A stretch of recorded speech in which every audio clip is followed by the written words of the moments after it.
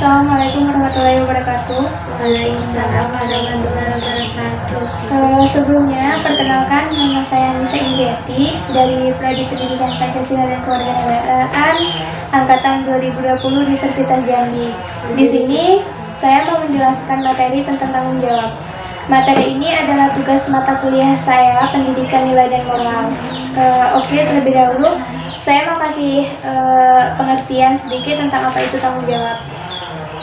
Tanggung jawab mengandung arti sebagai keadaan siap menerima akibat dari sesuatu perbuatan yang telah dilakukan sekalipun tidak menyenangkan ataupun merugikannya. Sebelum melanjutkan lebih dalam tentang materi tanggung jawab, di sini saya mau menceritakan satu cerita. Misal nih, Puput punya satu lahan pembibitan kayak cabai gitu kan. Terus ada seekor kambing masuk lahan pertanian punya Puput tadi. Terus benih cabai yang disemai sebulan yang lalu tuh habis dimakan kambing itu. Dari kasus itu, siapa yang bertanggung jawab atas peristiwa itu? Orang yang punya kambingnya. Nah, menurut Nadia kira-kira apa alasannya? Karena pemilik kambing itu tidak mengandang kambingnya. Dari hal tersebut, maka dapat timbul persoalan seperti mengapa harus menuntut pertanggungjawaban demikian. Nah, bila kita perhatikan kembali, kambing itu kan objek yang tidak terlibat dalam kesalahan itu. Artinya, yang melakukan kesalahan itu bukanlah orang yang dituntut untuk bertanggung jawab. Lalu, kita lihat kembali pada sang pemilik kambing. Mengapa mereka harus bertanggung jawab terhadap kesalahan yang sama sekali tidak mereka berbuat? Nah, seperti yang Nadia bilang tadi kan, jika pada kasus ini, mungkin alasannya ya karena kambing itu adalah hewan, sedangkan yang bertanggung jawab adalah si pemilik kambing, karena ia seharusnya menjaga kambing tersebut yang contohnya di kandang gitu kan. Namun, bila konsisten menempatkan bahwa orang yang bertanggung jawab atas suatu kesalahan adalah pelaku sendiri, maka artinya tanggung jawab kepada kambing tersebut adalah ya kepada pemiliknya gitu. Lalu, semua orang emang dapat dituntut bertanggung jawab atas perbuatan dan kesalahannya.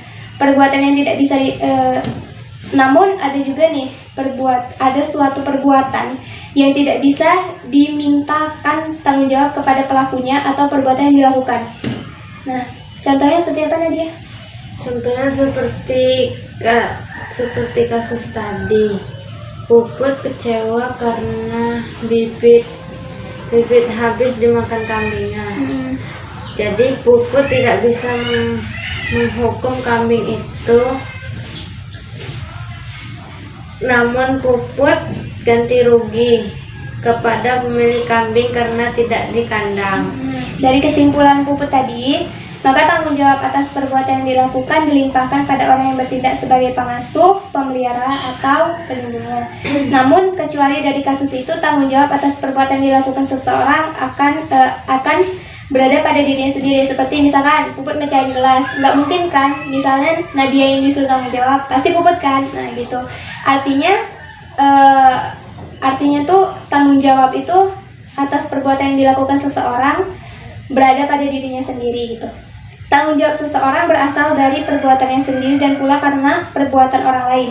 Jadi setiap orang mempunyai dua tanggung jawab, yaitu tanggung jawab langsung dan tidak langsung. Sepertinya gini, misalkan Rizky masih umur 2 tahun gitu kan, adik Puput masih umur 2 tahun, itu masih kecil kan. Nah, tapi Puputnya suruh jagain. Nah, si Rizky ini nggak sengaja mecahin gelas, yang dimarahin pasti Puput kan. Nah, karena emang itu tanggung jawab Puput untuk menjaga adiknya gitu.